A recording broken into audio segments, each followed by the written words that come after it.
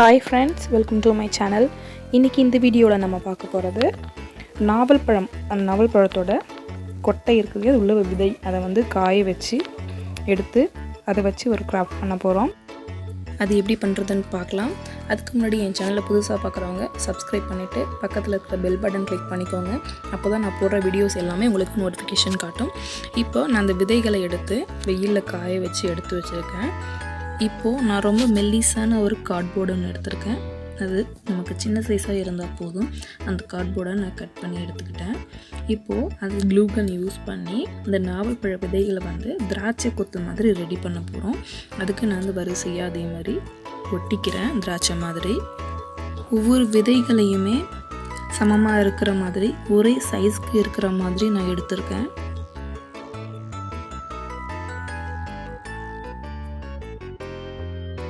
இப்போது திராட்சை கொத்து மாதிரி நான் ஒட்டிக்கிட்டேன்.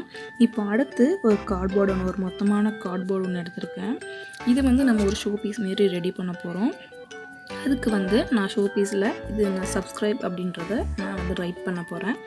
அதை வந்து ஒரு எம்டி பேப்பரில் ஒரு பென்சிலால் நான் எந்த சைஸ்க்கு வேணுங்கிறதுக்காக நான் அதை எப்படி எழுதணுமோ அதே மாதிரி எழுதிட்டு, ஏன்னா நமக்கு லென்த்து எவ்வளோ வேணும் அப்படிங்கிறது தெரியணும், அதுக்காக நான் அதை ஒரு பேப்பரில் எழுதி அது இந்த கார்ட்போர்டில் நான் ஒட்டிக்கிறேன். இந்த கார்ட்போர்டு வந்து நம்ம எழுதியிருக்கிற பேப்பரை விட உயரம் அகலம் எல்லாமே கொஞ்சம் அதிகமானதாக இருக்கணும்.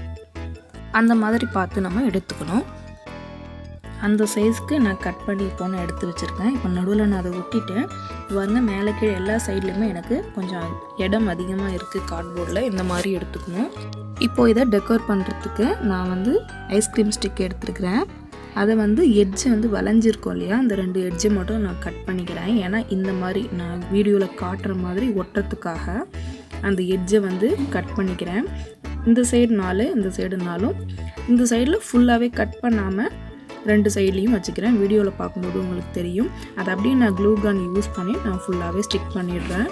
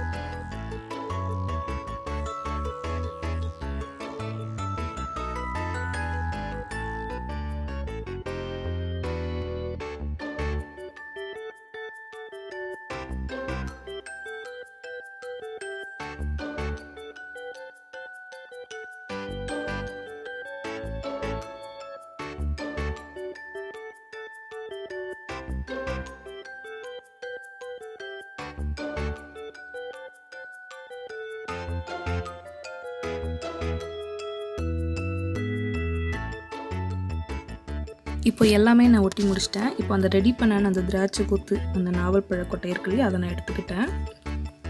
இது வந்து அந்த எக்ஸஸாக இருக்கிற கார்ட்போர்டை நான் கட் பண்ணி எடுத்துக்கிறேன். கட் பண்ணி எடுத்துகிட்டு இதை அந்த மூலையிலையும் இந்த மூலையிலையும் 2 சைடில் ஒரு டெக்கோர்க்காக இதை நான் வைக்க போகிறேன். அதுக்கு நான் எந்த இடத்துல வச்சா சரியாக இருக்கும்னு வச்சு பார்த்துட்டு அதையும் நான் வந்து ஸ்டிக் பண்ணிடுறேன். 2 சைட்லேயும் அதே மாதிரி நான் ஒட்டிக்கிறேன். இப்போது ஒரு கார்ட்போர்டு எடுத்துக்கிறேன். இதுக்கு வந்து நம்ம லீஃப் ரெடி பண்ண போகிறோம். அதுக்கு வந்து இந்த கார்ட்போர்டில் ஒரு லீஃப் ஒன்று வரைஞ்சிட்டு இந்த ஷேப் அப்படியே கட் பண்ணிவிட்டு, அப்புறமா ஃபார்ம் ஷீட்டில், கிளிட்டர் ஃபார்ம் ஷீட் கிடையாது, இந்த நார்மல் ஃபார்ம் ஷீட்டில் க்ரீன் கலர் லீஃப்காக அந்த ஷேப்பை வச்சு அதே மாதிரி நான் வரைஞ்சி கட் பண்ணிக்கிறேன். 2 பெரிய சைஸ் லீஃபும் 2 சின்ன சைஸ் லீஃபும் நான் கட் பண்ணி எடுத்துக்கிட்டேன்.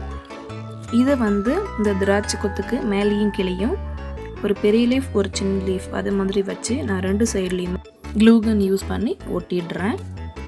இப்போ இது அவ்வளோதான், டெக்கோர் ரெடி ஆகிடுச்சு. இப்போ வந்து இது நம்ம பெயிண்ட் பண்ண போகிறோம். ஃபஸ்ட்டு நான் ஃபுல்லாகவே எல்லா சைட்லேயுமே எல்லாத்துக்குமே சேர்ந்த லீஃபு திராட்சை கொத்து எல்லாத்துக்குமே சேர்த்து பிளாக் கலர் அக்ரிலிக் பெயிண்ட் எடுத்துருக்கேன். அதை ஃபுல்லாகவே ஒரு ப்ரஷ் வச்சு எல்லாமே அடிச்சிடுறேன். இப்போது சைடில் இருந்த கார்ட்போர்டையுமே நான் கட் பண்ணி எடுத்துட்டேன். அதை நான் கட் பண்ணும்போது காமிக்கல உங்களுக்கு, ஆனால் அது எக்ஸஸாக இருந்த கார்ட்போர்டை நான் கட் பண்ணி எடுத்துட்டேன்.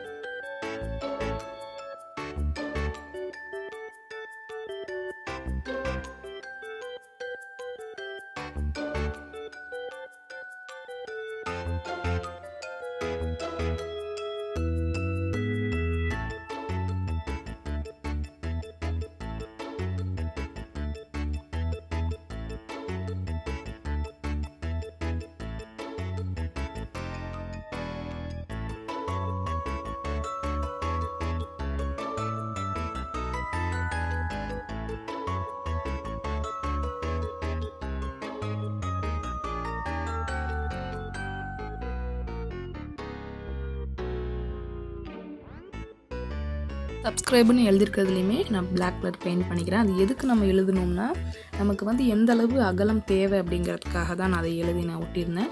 இது மட்டும் இல்லாமல் நீங்கள் வேறு எதுனாலும் எழுதிக்கலாம். வெல்கம்னு எழுதி கூட நீங்கள் வீட்டு வாசப்படியில் ஹேங் பண்ணலாம். உங்கள் நேம் கூட எழுதிக்கலாம். வேறு நீங்கள் என்ன விருப்பப்பட்டாலும் அந்த மாதிரி எழுதிக்கலாம்.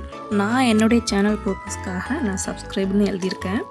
இப்போது பிளாக் பெயிண்ட் அடிச்சுட்டு ஃபுல்லாகவே ட்ரை ஆகிடுச்சு. இப்போ அந்த திராட்சை கொத்துக்கும் அந்த இலைக்குமே ரெண்டுத்துக்கும் சேர்த்தே நான் வந்து க்ரீன் கலர் அடிச்சுக்கிறேன். இந்த க்ரீன் வந்து பாசி க்ரீன், பாசி பச்சைன்னு சொல்லுவாங்க இல்லையா, அந்த க்ரீன் அது.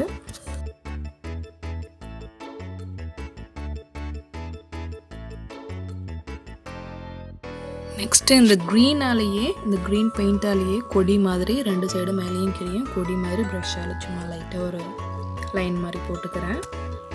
இப்போது உள்ளே நான் ஃபஸ்ட்டு எழுதின மாதிரியே சப்ஸ்கிரைப் அப்படின்றத நான் வந்து ஒயிட் பெயிண்டால் நான் எழுதிக்கிறேன்.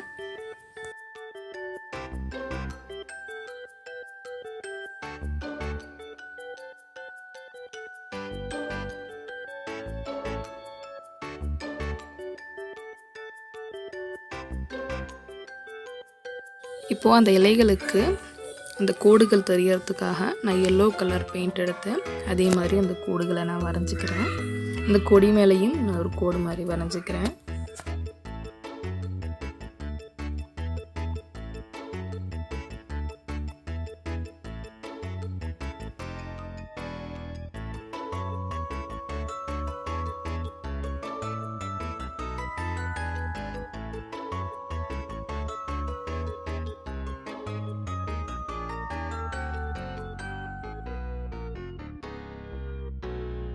நெக்ஸ்ட்டு மெட்டாலிக் கலர் எடுத்திருக்கேன். சில்வர் கலர் மெட்டாலிக் பெயிண்ட் எடுத்திருக்கேன். அது வந்து இந்த திராட்சை மேலே அந்த க்ரீன் கலர் அடித்தோம் இல்லையா, அதுக்கு மேலே ஒரு எஃபெக்ட் தெரியணுங்கிறதுக்காக இந்த சில்வர் கலரை மேலே பெயிண்ட் பண்ணுறேன். இந்த க்ரீன் பெயிண்ட் மேலே அந்த மெட்டாலிக் பெயிண்ட் அடிக்கும்போது இது ட்ரை ஆனதுக்கப்புறம் பார்க்கும்போது ரொம்ப அழகாக இருந்துச்சு.